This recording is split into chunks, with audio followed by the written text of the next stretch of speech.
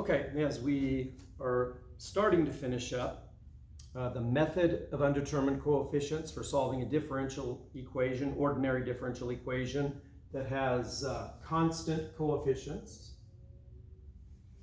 Remember what we have to do first. The first thing we do is, well, eventually we need the solution as y equals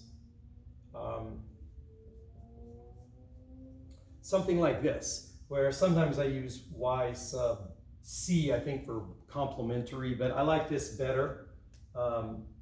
Y is going to be the homogeneous solution plus a particular solution. Now, the homogeneous solution just means that we're going to take this and make it a 0 and solve it that way. That's a simple solution. And then to find a particular, well, we got to make some guesses about what it's going to be and use our method to determine what the missing or unknown coefficients are. So probably later I'll refer to this as g of x. And more specifically, I may call that g1 of x and that g2 of x. But for now, let's start off with the homogeneous case. We're going to use the characteristic equation, which, remember what that means. Y, the third derivative of y becomes m to the third power minus m squared for the second derivative minus 8m plus 12 equals 0. So that doesn't look like something we can factor using grouping. So we'll need to first just figure out one factor. And we'll start, remember what how do we do this? The possible rational roots of this, the possible rational zeros, are all the factors of this over the factors of this coefficient, which is 1. So we won't have any fractions. So the factors of 12, we'd say plus or minus 1, plus or minus 2, plus or minus 3, plus or minus 4, plus or minus 6, plus or minus 12. And if we call this f of m, we'll notice that when we plug in f of 2, 1 and negative 1 wouldn't work.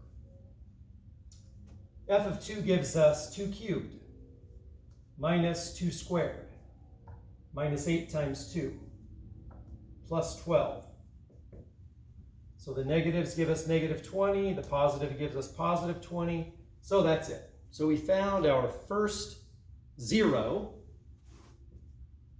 F of 2 is 0. And that implies that x minus 2 is a factor. And I used x's instead of m's. Sorry about that. Actually, I only did it in one place, so I can fix that. Okay, so we know this is equal to m minus 2 times something else. So I can do synthetic division. Synthetic division, if you have m minus 2, you put the minus 2 here in the cup, and you write all the coefficients out, 1, negative 8, 12. Drop the 1, 2 times 1 is 2, add the column.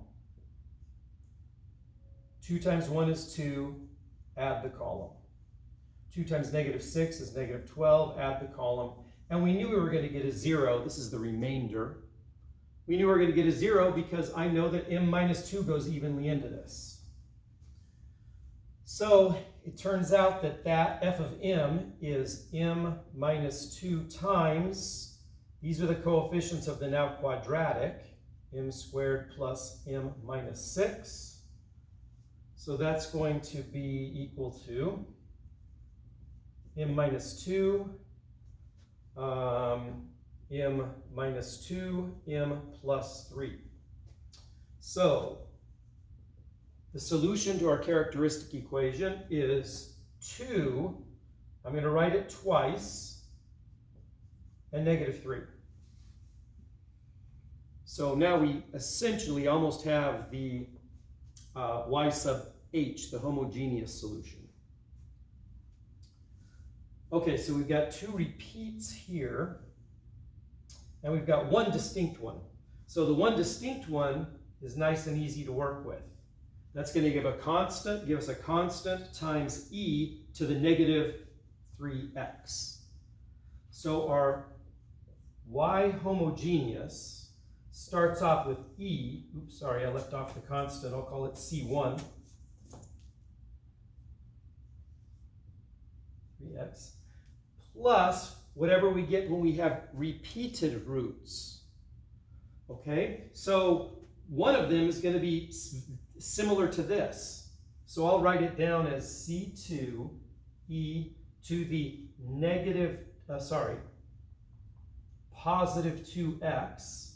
But remember, when it's repeated, we can't simply say C2e to the 2x again, or I should say C3.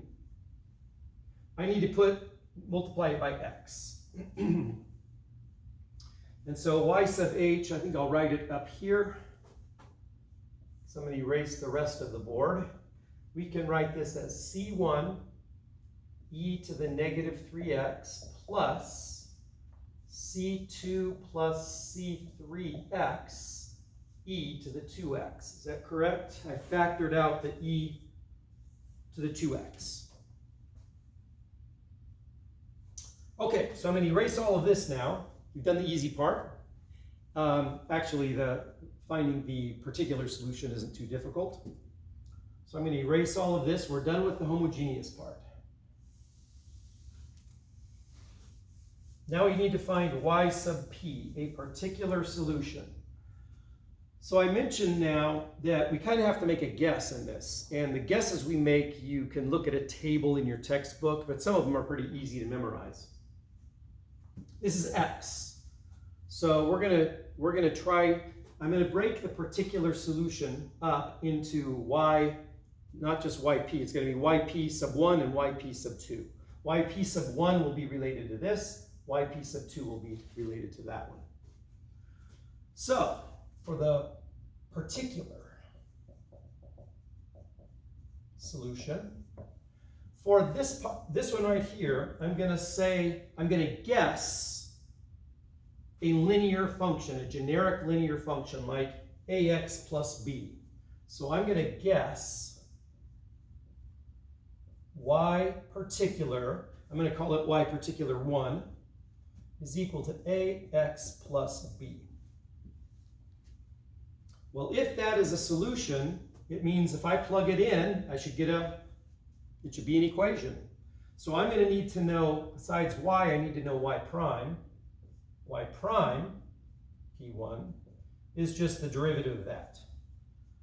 And then it looks like the rest of the derivatives are simply going to be 0. Y double prime, P1, equals y triple prime, P1. They're 0. All right, so in order for this to work, when I add these together, I will get a plus ax plus b equaling x plus e to the x. I'm sorry, not e to the x, just the x. So I'm going to get all of this here implies that y triple prime, that's a 0. I'll go ahead and write it. Y double prime is just a 0. Minus 8y prime, which is capital A, plus 12 times this. So I could write that like 12 times ax plus 12b. I'm going to multiply it through.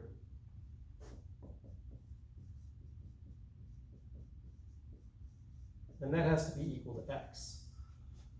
So let's kind of split this apart. Let's get all of the x terms together, which is just 12ax.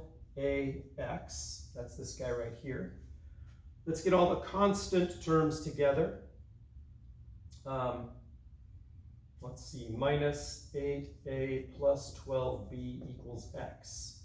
So this corresponds with this. That's an x term, that's an x term. That means that 12a is equal to 1, the coefficient right there. So a is equal to 1 over 12. And what is this equal to? Well, there is no constant term over here, so this has to add up to 0. So if we take negative 8 times a, which is 1/12, I'll just make a note, plus 12b, we need to get 0. So this is negative 2/3. If I add it to the other side, I would get 12b equals positive 2/3. Dividing by 12, both sides, would be 2 over 36, which gives us 1 over 18.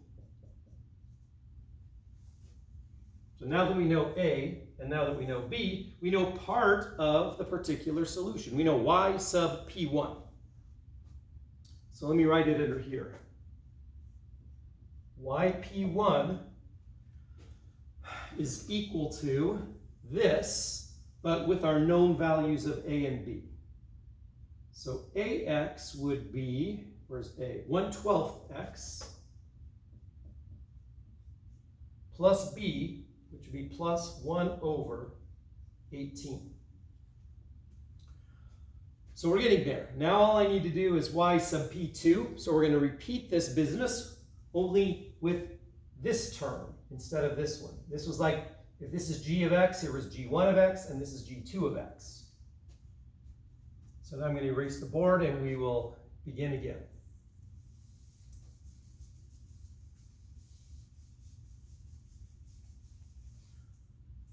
Well, the derivative of e to the x is e to the x, so that's a nice easy one to remember, that when the function is e to the x here, you're going to guess a constant times e to the x. So I will say for yP2, I'm going to reuse capital A. Okay, so that's this y. Now I need a derivative, a second and a third derivative, and this one is not going to go away to 0 like the linear function did. So let's take yP2 prime, that would be a e to the x. And do I need to continue on? How about if I just say yP2 prime equals yP2 double prime equals yP2 triple prime equals yP2, which is just a e to the x. They're all equal to a e to the x. So this will be easy to plug in here. So what I need is, that's a e to the x, and so is that, so is that, and so is that. So I get a e to the x minus a e to the x. That's nice, that simplifies things. Minus 8 a e to the x plus 12 a e to the x is equal to what constant did I use? I don't need a constant here. Just e to the x. That came directly from here. All right, so how many a e to the x's do I have? Those cancel each other out. Negative 8 plus 12 gives us 4a e to the x is equal to e to the x. That simply tells us that 4a is equal to 1, and a is equal to 1 over 4. So, very simply, our solution is 1/4 a e to the x. So yP2, I'll write it right here, 1/4, not 1/4 a e to the x, just 1/4 e to the x.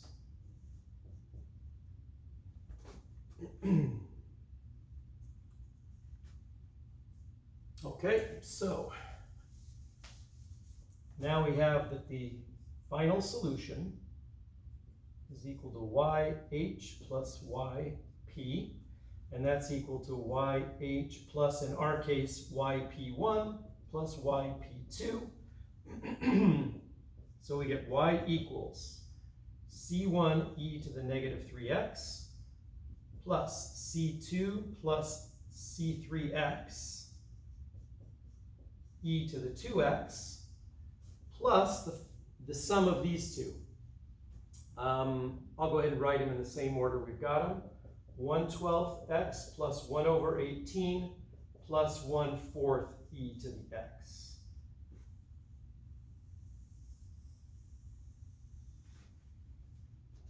So, a little bit time consuming, but not that bad of a problem.